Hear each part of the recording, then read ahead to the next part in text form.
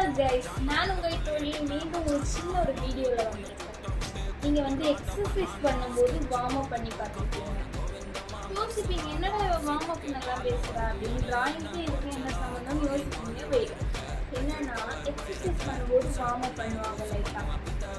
ஜிம்முக்கு போகிறவங்களும் ஜிம்முக்கு ட்ரைனிங் எல்லாம் பண்ண முன்னாடி வார்ம் அப் பண்ணுவாங்க. எல்லாத்துலேயுமே மோஸ்ட்லி டான்ஸ்லேயும் வார்ம் அப் இருக்குது, எல்லாத்துலேயுமே வார்ம் அப் இருக்குது.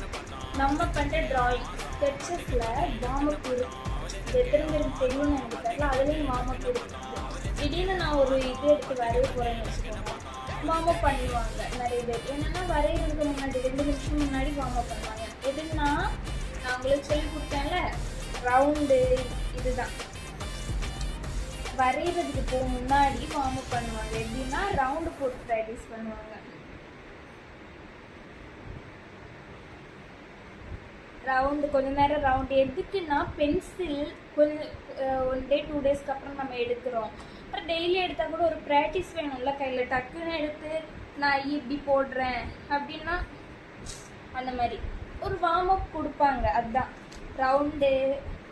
இந்த மாதிரி லைன்ஸ் சேம் இதே தான். இந்த மாதிரி லைன்ஸு சும்மா ஸ்ட்ரெயிட் லைன் இப்படிலாம் பண்ணுறதுக்கு பேர் தான் நம்மளோட ட்ராயிங்கில் வார்ம் அப். இப்படி எத்தனை பேருக்கு தெரியும் தெரியாதுன்னு கமெண்ட் பண்ணுங்கள். பை.